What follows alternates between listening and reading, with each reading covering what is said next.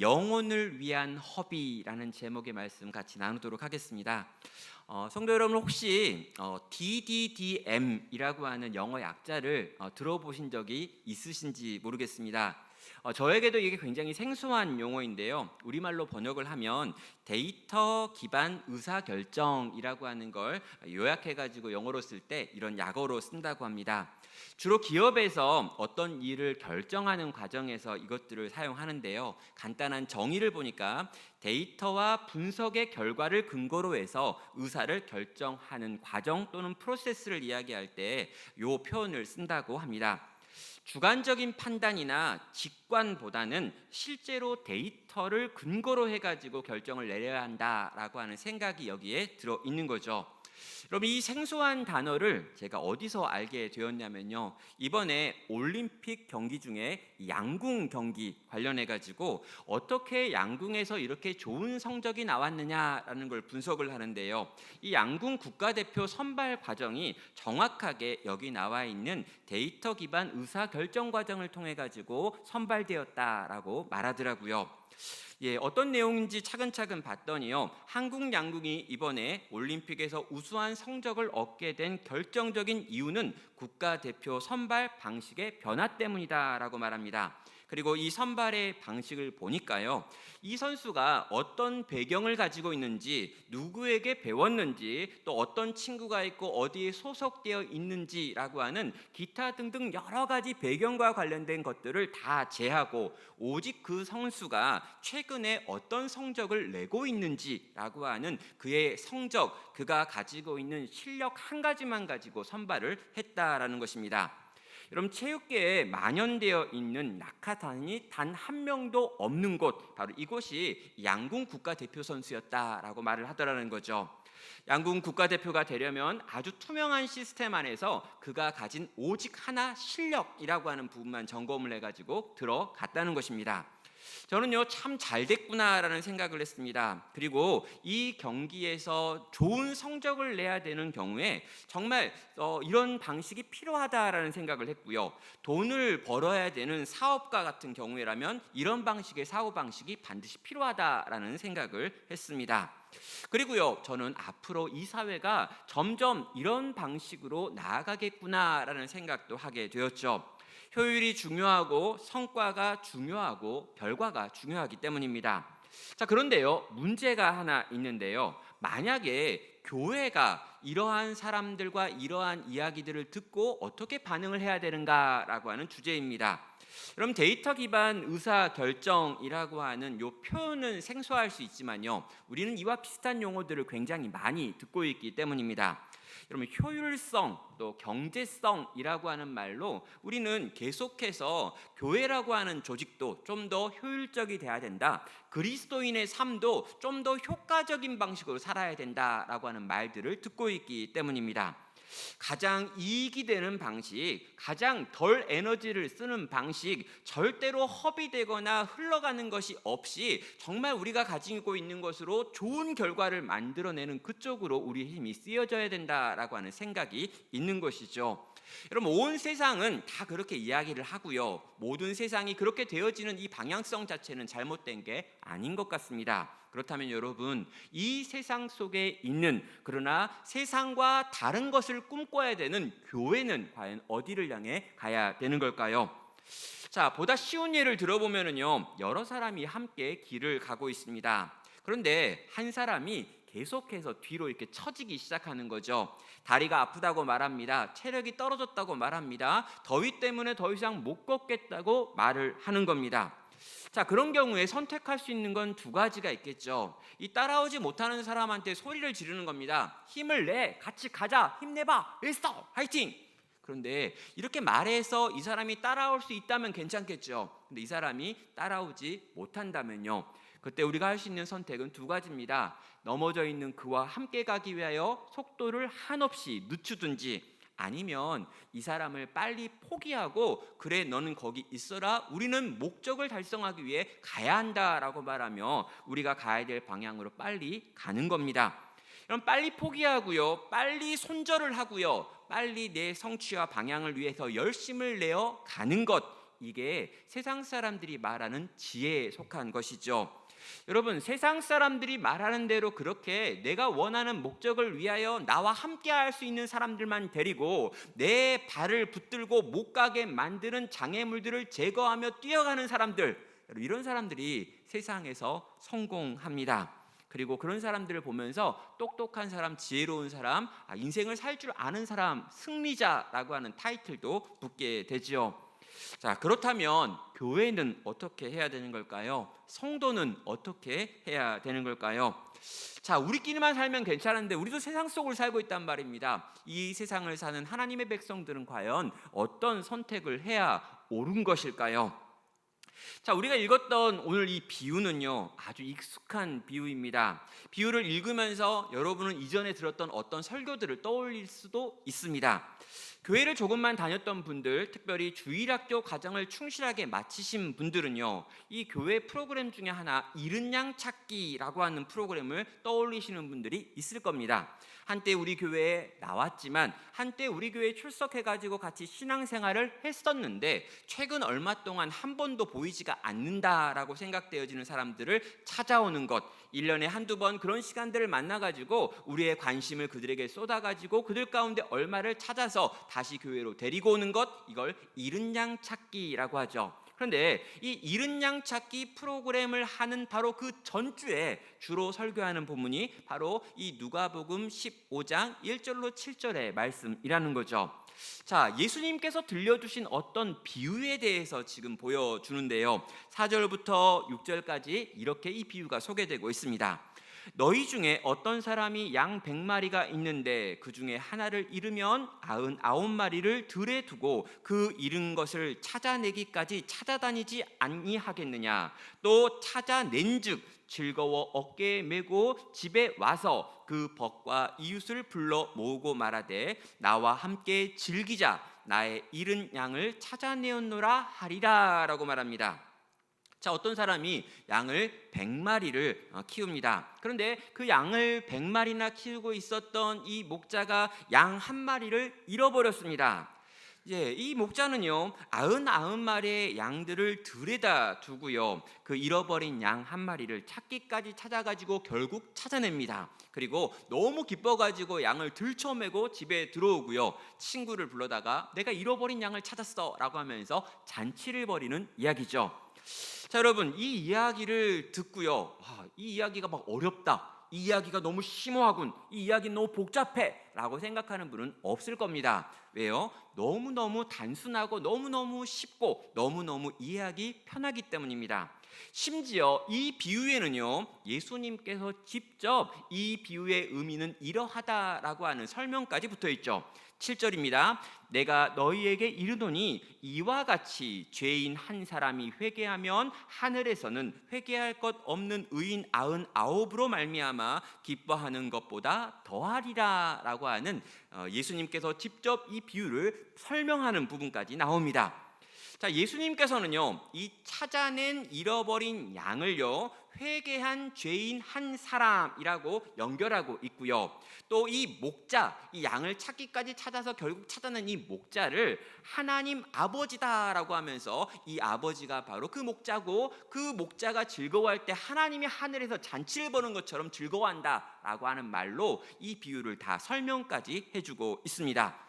자, 하나도 어려울 것이 없는 비유입니다. 누구라도 쉽게 이해할 수 있죠. 그렇게 설교를 한 다음에 결론은 뭡니까? 하나님께서 이렇게 즐거워하시는, 하나님께서 이렇게 기뻐하는 게 잃은 양을 찾아오는 거야. 그러니 이제 한 주간 열심히 노력하고 수고해서 잃어버린 걔한테 연락도 하고 전화도 하고 찾아도 가고 맛있는 것도 사줘가면서 애써서 걔를 데리고 와야지. 왜? 하나님이 엄청 즐거워할 거니까 라고 설교를 하는 겁니다. 자, 여러분, 어렸을 때 저는요, 이 설교를 듣고요, 한 번도 감동을 받아본 적이 없습니다. 저는 이 설교를 들으면서요, 늘 약간 짜증이 났습니다. 왜냐하면 이해가 안 되는 거예요. 이해가 어떤 게 이해가 안 되냐면요, 이 99마리의 양이 있는데 이 양을 들에다가 두고 잃어버린 한 양을 찾아서 목자가 가는 게 이해가 안 되는 거예요. 아니, 그럼 99마리는 어떻게 되냐는 거죠. 늘 생각했습니다. 99마리를 들에다 둔다고? 뭐 어떻게? 뭐 99마리 흩어지면 어떡하지? 99마리한테 늑대 오면 어떡하지? 99마리가 막 뿔뿔이 흩어져가지고 사라지면 어떡하려고 저 목자는 저러는 건가? 저는요, 이 비유를 들을 때마다 늘 질문이었어요. 그리고 도대체 그걸 정상이라고 생각하는 이 사람들 이상하고요, 그걸 듣고도 아무런 질문도 하지 않는 제 친구들이 너무 이상했습니다. 그래가지고 나중에 크면 꼭 이 비밀을 풀어보리라 라고 생각을 했죠. 자, 여러분, 저는요 군 생활을 장교로 했었는데요, 이 병사들과 함께 하는 여러 가지 훈련에 대해서 하고요, 여러 가지 훈련과 교육을 또 받기도 합니다. 그런데 이 장교로서 받았던 교육 중에 이런 게 있어요. 99명이 있고 한 사람이 있다면 한 사람이 희생을 해서라도 99명을 살려내고 이 99명을 데리고 어떻게 해서든 너에게 주어진 임무를 수행해야 한다라고 이야기하는 거죠. 한 사람 때문에 못 움직이는 거, 한 사람 때문에, 약한 몇 명 때문에 내게 주어진 임무를 수행하지 못하는 건 잘못된 거고 틀린 거라고 저는 늘 배웠던 것입니다. 그럼 하나인데 이 하나를 위해서 또 찾고 찾아가지고 또 찾았다고 이렇게 즐거워하고 막 기뻐하는 거, 너무나 제게는 이상했던 것입니다. 저는요 그 이후에 신학대학원에 갔습니다. 그리고 신학을 공부했습니다. 그리고 그 과정에서 성경시대의 문화라고 하는 게 굉장히 중요하구나 라고 하는 걸 알게 되었고요, 제가 만났던 케네스 베일리라고 하는 학자를 통해 가지고 이 시대에 이 본문에 나와 있는 목자가 하는 말이 어떤 뜻인지 알게 되었습니다. 여러분, 중동의 눈으로 본 예수님의 비유라고 하는 책이 있는데요, 그 책에 보니까 이 99마리의 양을 들에 두었다라고 하는 이 표현은 그냥 들판에 방치했다라고 하는 의미가 아니라고 합니다. 뭐냐면요, 당시에는 이 목자들이 양을 칠 때 혼자서 한 게 아니라 팀으로 양을 쳤습니다. 그래서 이미 몇 명의 양치기들이 있는 거고요, 이런 양치기들이 열심히 양무리를 돌보다가 이렇게 들판 어느 한 곳에 양떼를 모아놓고 같이 지키기도 하고, 또 어려운 일을 당하거나 갑작스러운 일을 경험하게 되면 한 사람의 한 사람이 내가 내 잃어버린 양을 찾기 위해서 가야 된다라고 말하며 자기 친구들에게 이 양떼를 잠시 맡겨놓는 경우도 있었다는 거죠. 그래서 고대 이 근동의 양치기들의 문화를 생각해 보았을 때 99마리의 양을 들에 두었다라고 하는 표현은 방치한 것이 아니라 다른 목자들에게 맡겨놓고 이는 지금 한 마리의 양을 찾아 움직이고 있다는 겁니다. 자, 그리고요, 이렇게 열심히 양을 찾아야 되는 이유도 있었다고 해요. 이유는 당시의 목자, 목동이라고 하는 것이 그 사회적으로 굉장히 하층민에 속했고요, 사람들이 목자가 하는 구두의 말들을 믿지 않았다고 합니다. 목자들은 거짓말을 너무 많이 한다라고 생각을 했고요, 그래서 양이 사라졌습니다라고 말을 하면 네가 잡아먹었지, 네가 어디다 팔았지라고 하는 말을 들었다고 해요. 그래서 양이 어떤 경우에 사라지거나 짐승에게 잡혀가거나 없어지는 일들이 발생을 하면 목자가 쫓아가가지고 어떻게 해서건 간에 이 양이 이렇게 죽었다, 이 양이 이렇게 짐승에게 뜯겼다, 이 양이 높은 데서 떨어졌다라고 하는 것에 대하여 그 사체를 들고 와서라도 증명을 해야 했었다라고 말하는 거죠. 그래서 목자가 잃어버린 양을 찾기 위해서 애쓰고 노력하는 것은 당연하다라고 하는 게 이 책에서 제가 얻었던 결론입니다. 저는요, 제가 가지고 있던 오해가 풀어졌죠. 99마리의 양을 들판에 방치한 게 아니었구나라고 하는 걸 알게 돼서 굉장히 기분이 좋았습니다.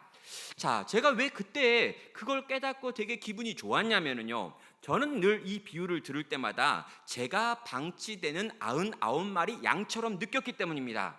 저는 꽤나 성실하거든요. 저는 목자가 뭘 시키면 굉장히 잘합니다. 어디로 이렇게 도망가거나 벗어나는 경우가 거의 없고요, 제게 정해진 울타리 안에 사는 걸 너무 좋아해요. 근데 내가 울타리 안에서 잘 살고 있고 목자의 말을 잘 듣고 열심히 내게 주어진 일들을 하고 있는데 저기 이상한 또라이 같은 양 하나 나와가지고 걔가 돌아다니다가 밖에 뛰쳐나가 버렸는데 목자가 나를 방치하고 그 양을 쫓아가지고 막 간다고 생각하니까 짜증이 나는 거죠.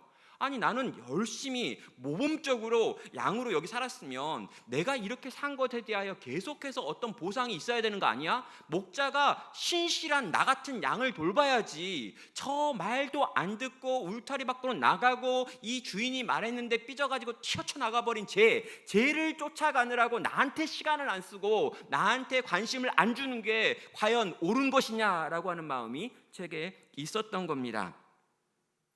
그런데 이제 아니라는 거죠. 아, 예, 그렇구나. 네, 방치된 건 아니었구나. 그런데요, 이 방치된 건 아니었구나라고 하는 걸 깨달았지만요, 제 마음은 이제 이해는 됐어요. 아, 이 내용이 이런 내용이다. 그러나 제 마음 깊숙이 여전히 이 목자의 행동이 납득되지는 않았습니다. 별로 저와 상관없는 이야기처럼 보였던 거죠. 만약 저에게 똑같은 현실이 주어진다면 저는 99마리의 양과 한 마리 양이 있을 때 한 마리 양을 쿨하게 포기하는 걸 선택할 겁니다. 왜냐고요? 이 99마리들을 잘 돌보면 99마리 둘 중에 사랑이 싹트겠죠. 그리고 이제 여기서 이렇게 막 사랑이 일어나고 이러다 보면 애가 막 나오겠죠. 그러면 금방 그 한 마리 빈자리 채울 수 있겠다는 생각이 드는 거예요.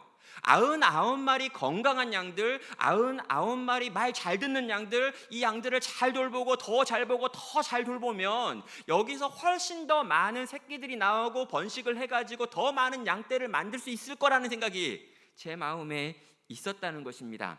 잃어버린 한 마리 양을 찾는 것보다 도망가지 않는 99마리 양을 지키는 게 내 스타일에 어울려라는 생각이 저에게 있던 거죠. 다시 본문으로 돌아가 볼까요? 우리는 이 비유가 어떤 상황에서 주어졌는지를 알아야 합니다. 왜요? 상황을 벗어나면요, 비유는 전혀 다른 내용을 말하기 때문입니다. 자, 어떤 상황이었는가? 1절은 이렇게 말합니다. 모든 세리와 죄인들이 말씀을 들으러 가까이 나오니 바리새인과 서기관들이 수군거려 이르되 이 사람이 죄인을 영접하고 음식을 같이 먹는다 하더라. 그래서 예수님께서 그들에게 이 비유로 이르시되라고 말하면서 이 잃은 양에 관련된 비유를 말씀하셨죠. 이게 이 비유의 배경입니다. 자, 예수님 앞에는 지금 두 부류의 사람이 서 있습니다. 그런데 이 두 부류의 사람들이 완전히 다른 태도로 예수님을 보고 있죠. 자, 한 부류는요, 세리와 죄인의 부류라고 부를 수 있고요, 다른 한쪽은 바리새인과 서기관이라고 하는 종교 지도자의 부류가 있었습니다. 완전히 극단적으로 극과 극이었죠. 자, 그런데 이 두 부류가요, 풍기고 있는 분위기도 정반대입니다. 자, 여러분, 이 세리와 죄인들은요, 지금 예수님을 향해 가까이 나오고 있습니다. 그런데 바리새인과 서기관들은 지금 뒤에 서가지고 지금 계속해서 불평과 불만을 이야기하고 있죠. 본문은 수군거려라고 하는 표현을 쓰고 있는데요, 이 수군거려라고 하는 표현이 원망하다라고 하는 뜻도 가지고 있습니다. 자, 그들은 왜 원망하고 있는 걸까요? 누구를 원망하고 있는 걸까요? 바로 예수님을 원망하지요. 이유는 이 예수라고 하는 사람이 죄인들을 영접하고 있다. 그리고 죄인들과 함께 음식까지 먹었네 라고 하면서 지금 예수님을 원망하고 있는 겁니다. 자, 여러분, 바리새인과 서기관들은요, 기본적으로 처음 예수님이 등장하셨을 때까지만 해도요, 정말 예수님이 메시아인가라는 생각을 했습니다. 왜요? 세례 요한이 예수님을 공증했기 때문인 거죠.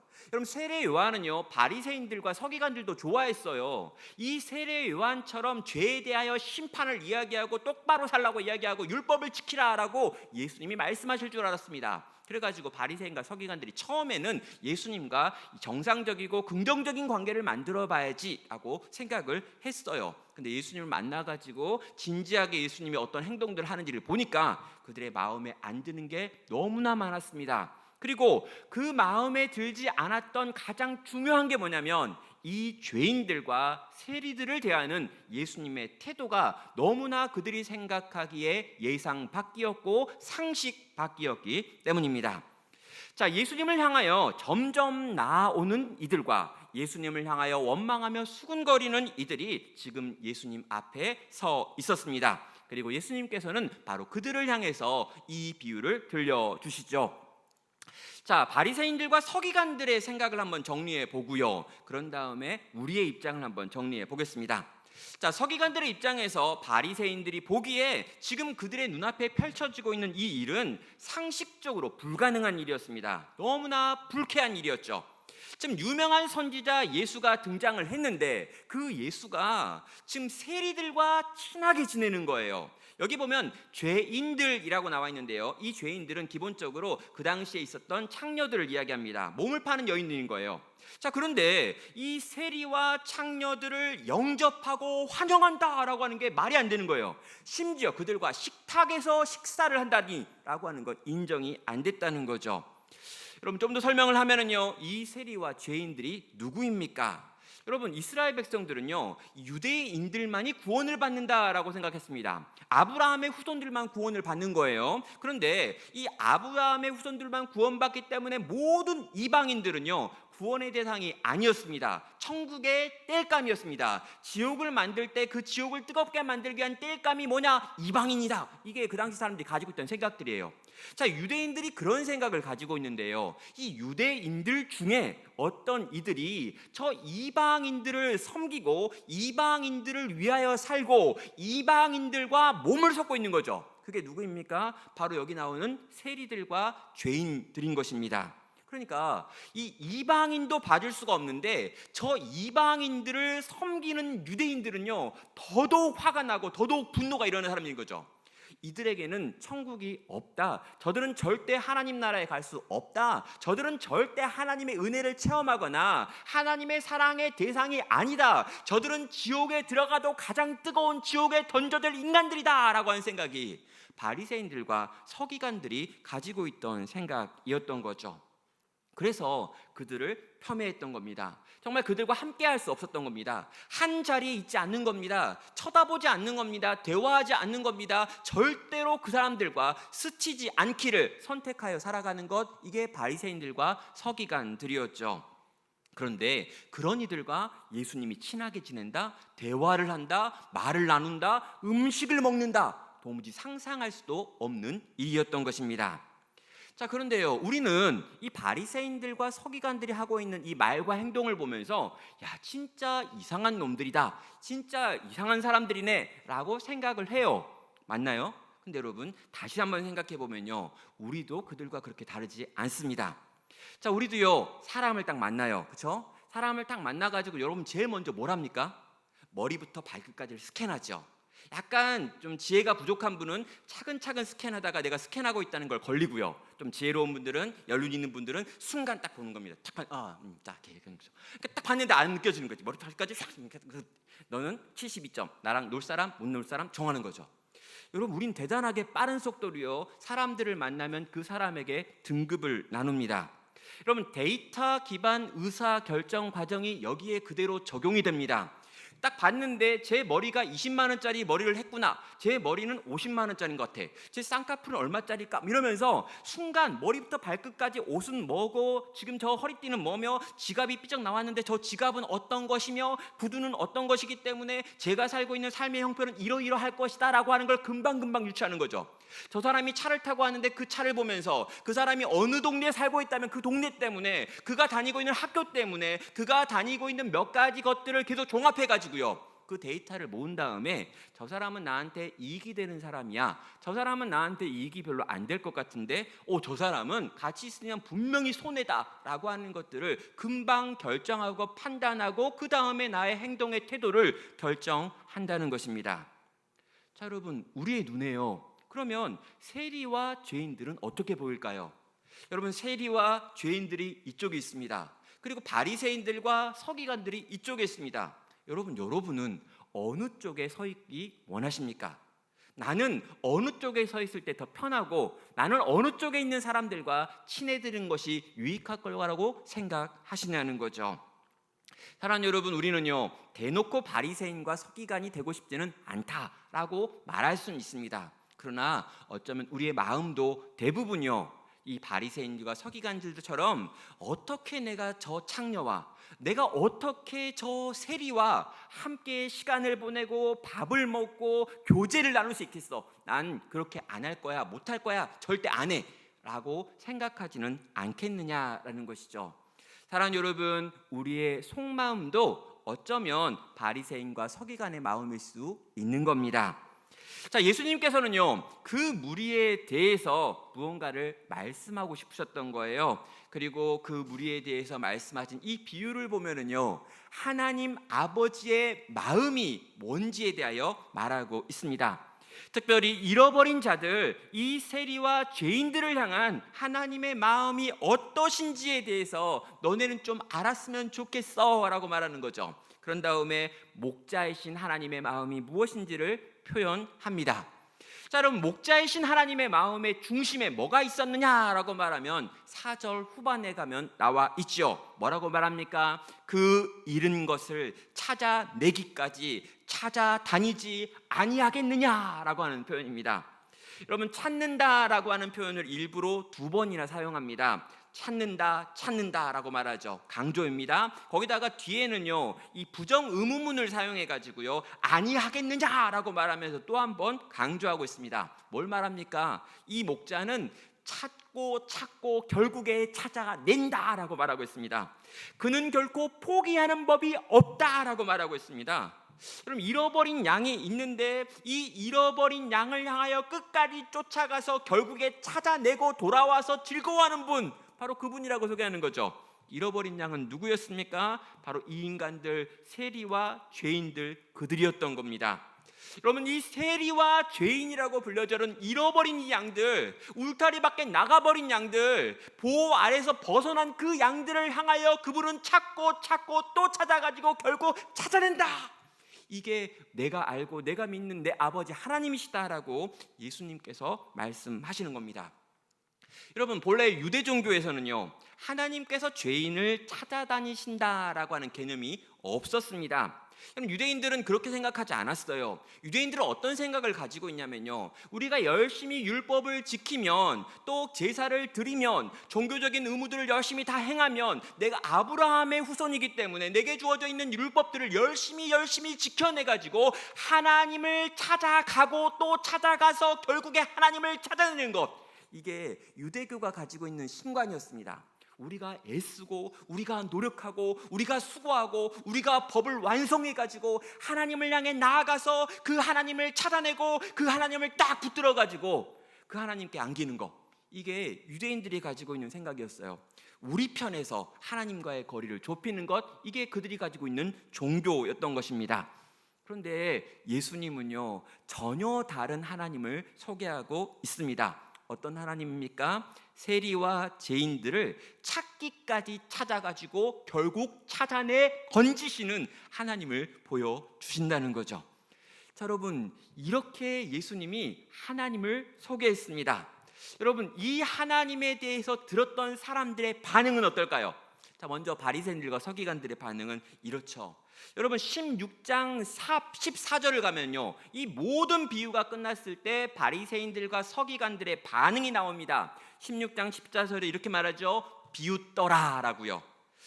말도 되지 않는다. 그런 하나님이 어딨냐? 내가 이제까지 율법을 열심히 연구하고 성경을 봤는데 하나님은 그런 분이 아니다. 왜 하나님이 찾기까지 찾아가지고 저 죄인을, 저 창녀들을, 저 세리들을 건져내느냐? 그럴 리가 없다. 비웃었습니다. 근데 여러분, 바리새인과 서기관들이 비웃는 것으로 반응했다면요, 이쪽에 있는 죄인들, 이쪽에 있는 세리들은 어떻게 반응했을까요? 여러분, 울고 있습니다. 그 하나님이 우리를 찾아오신다고요? 그 하나님이 나를 찾아온다고요? 난 세리인데 그 하나님이 창녀인 나를 찾아온다고요? 난 죄인이라고 사람들이 다 나한테 돌을 던지고 나 자신도 구원에 대하여 전혀 상상해 본 적 없는데 하나님 나라에 내가 들어갈 수 있다고요? 그 나라의 자녀가 될 수 있다고요? 하나님을 아빠라고 부를 수 있다고요? 나는 저 멀리 저 땅의 끝까지 지금 밀려나 있는데 거기까지 하나님이 찾아오시고 또 찾아오시고 또 찾아오셔도 결국 찾아내신다고요? 내가 잃어버린 양이 되어가지고 울타리 밖으로 던져졌는데 맹수가 나를 둘러싸고 있는데 난 절벽에 걸려있는데 가시덤불에 걸려가지고 오도 가도 못하는 상태였는데 이제 곧 죽었구나라고 생각하고 있는데 내가 떨어진 동전이어가지고 지금 내가 깊은 곳에 떨어져서 마루에 캄캄한 데 던져져가지고 홀로 있는데 내가 집을 떠난 아버지의 모든 재산을 받아가지고 탕진해버린 둘째 아들인데 먼 나라까지 와가지고 돼지가 먹는 걸 먹다가 지금 이것도 못 먹어서 죽겠다라고 상황 설정하고 있는데 이런 나에게 아버지가 찾아와서 결국에 찾아낸 나와 함께 즐거워하고 기뻐하고 잔치를 벌인다고요? 사랑하는 여러분, 세리들이 울고 있습니다. 죄인들이, 창녀들이 통곡하고 있습니다. 감사하고 있습니다. 감격해서 울고 감격해서 노래하고 춤을 추고 있습니다. 그래서 그들의 반응이 뭐냐고요? 점점 예수님께 가까이 나오는 거였죠. 사랑하는 여러분, 그런 거 있잖아요. 제가 설교할 때 여러분이 저를 좋아하시면 어떻게 합니까? 앞자리에 앉죠. 아람자매처럼. 근데 여러분, 저를 싫어하면 어떻게 합니까? 더 뒤로 가가지고 제 밑에 앉아있죠. 우리 조상훈 목사님처럼. 예, 사랑하면 가까이 가고 싶고요, 사랑하지 않으면 좀 더 멀어지고 싶잖아요. 근데 이 세리들과 이 여인들의 반응은 뭐냐면 점점 예수님께 가까이 다가오는 것이었습니다. 사랑하는 여러분, 우리들에게 예수님께서 보여주고 싶은 아버지 하나님의 모습은 무엇일까요? 사실 이게 잘 실감이 안 나는 것 같기는 합니다.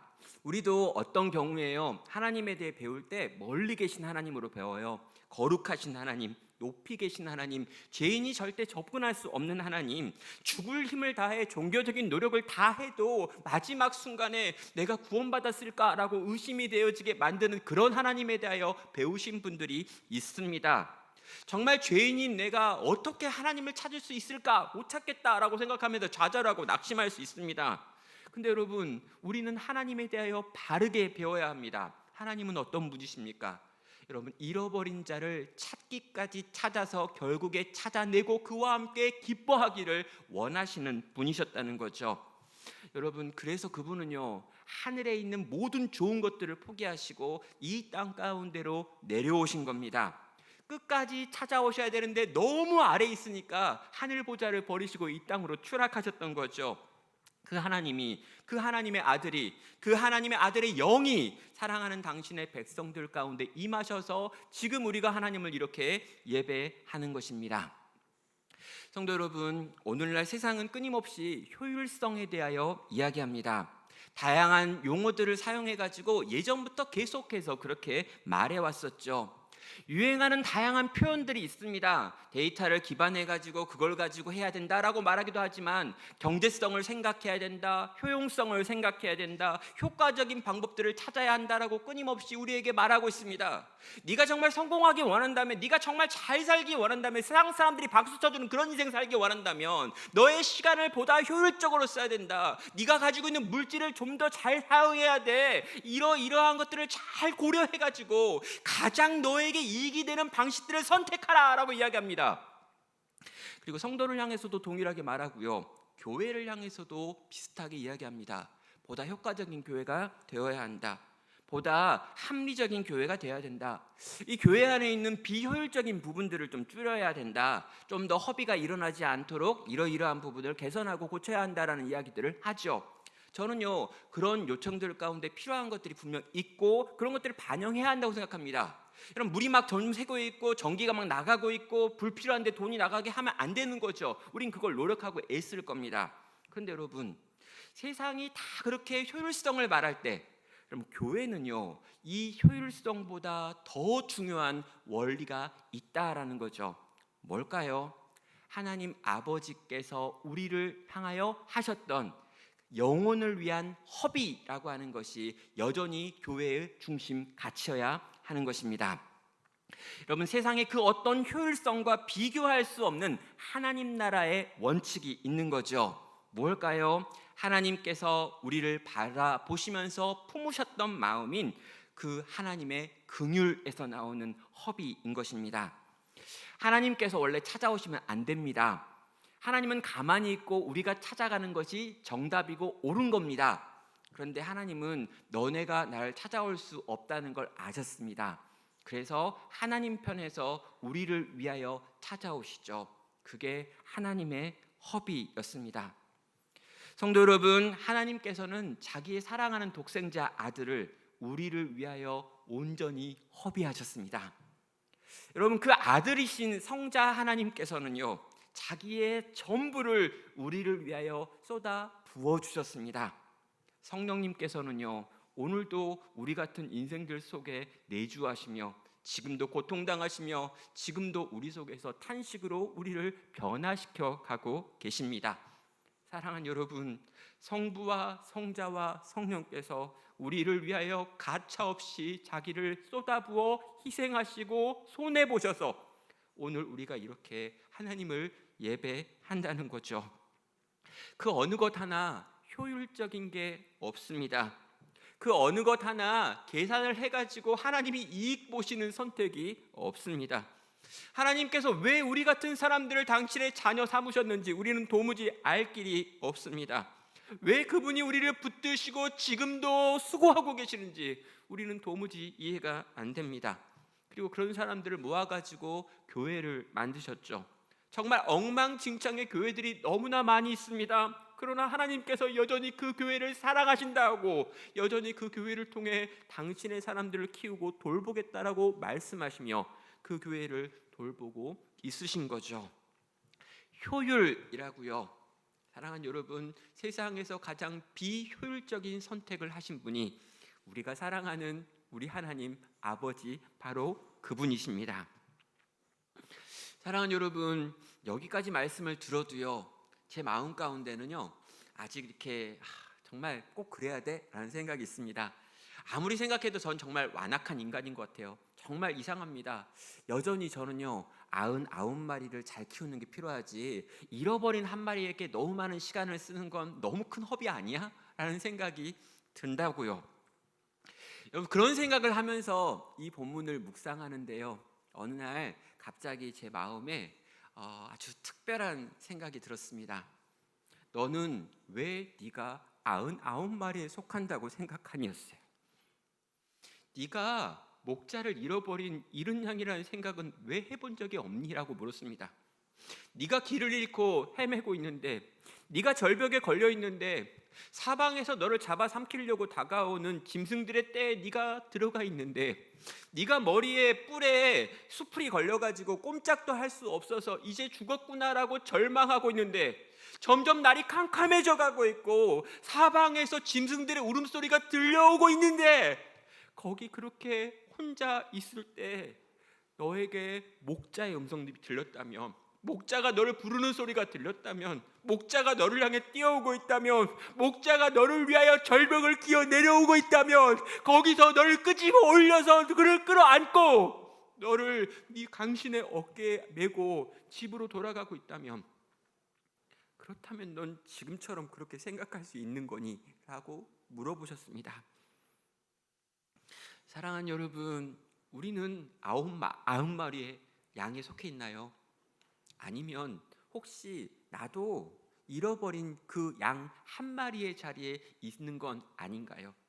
죄와 사망으로 말미암아 죽었던 우리들, 완전히 허물과 죄로 인하여 하나님 앞에 소망이 없던 인간들, 정말 하나님을 향해 아무리 달려가고 싶어도 도무지 달려갈 수 없었던 인간들이 바로 나였고 너였지 않느냐는 것입니다. 사랑하는 여러분, 그래서 하나님은 찾고 또 찾으셔서 결국에 나를 찾아내신 것처럼 그렇게 우리를 찾아주셨고 오늘 이렇게 모아주신 것입니다. 지금도 종종 때로 99마리와 한 마리가 있다면 나는 어떤 선택을 해야 되나? 라고 하는 질문을 하게 됩니다. 여러분은 어떤 선택을 할까요? 이 긴 고민이 저에게 있었는데요, 최근에 이 고민의 답을 제가 찾아버렸습니다. 99마리의 양이 있고요, 한 마리 잃어버린 양이 있습니다. 그런데 그 한 마리 잃어버린 양이 내 새끼면요, 내 아들이면요, 내 딸이면요, 내 자식이면요, 99마리를 두고 한 마리 잃어버린 내 양을, 내 자식을 찾아가는 겁니다. 사랑하는 여러분, 하나님은 우리를 당신의 자녀로 여기셨던 겁니다. 처음부터요. 그분은 당신의 자녀를 잃어버리지 않을 것입니다. 그분은 당신의 자녀를 99분의 1로 계산하지 않을 것입니다. 찾기까지 찾아서 결국 찾아내고 찾아낸 그 아이와 함께 즐거워하고 기뻐하고 축제할 것입니다. 오늘 우리를 그렇게 사랑하시고 결국 그렇게 찾아내시고 그렇게 기뻐하실 우리 주님 소망하며 그 주님과 함께 나 역시 또 다른 누군가를 사랑하기를 결단하는 귀하고 복된 성도 되시기를 주의 이름으로 축원합니다. 함께 같이 찬양할까요? 다 표현하지 못해도 나는 표현할 겁니다. 다 고백하지 못해도 나는 고백할 겁니다. 다 알 수 없지만 나는 더 알아갈 겁니다. 다 닮을 수 없겠지요. 그러나 저 닮아갈게요. 그 사랑 얼마나 아름다운지, 그 사랑 얼마나 날 부욕해 하는지, 그 사랑 얼마나 크고 놀라운지, 그 사랑 얼마나 나를 감격하게 하는지, 주님의 그 큰 사랑 고백하며 나누는 나와 우리 되기 원합니다. 아는 나 되기 원합니다. 함께 찬양으로 주 앞에 나아가겠습니다.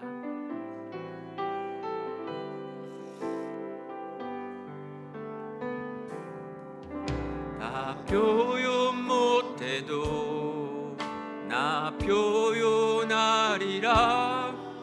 다 고백 못해도 나 고백하리라. 다 알 수 없어도 나 알아가리라. 다 닮지 못해도 나 닮아가리라. 나 표현 못해도 나 표현하리라. 나 고백 못해도 나 고백하리라. 다 알 수 없어도 나 알아가리라.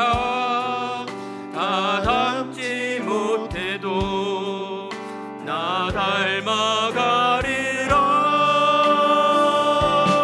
그 사랑 얼마나 아름다운지, 그 사랑 얼마나 날 부욕해 하는지, 그 사랑 얼마나 크고 놀라운지를, 그 사랑 얼마나 나를 감격하게 하는, 그 사랑 얼마나, 그 사랑 얼마나 아름다운지, 그 사랑 얼마나 날 부욕해 하는지, 그 사랑 얼마나 크고 놀라운지를, 그 사랑 얼마나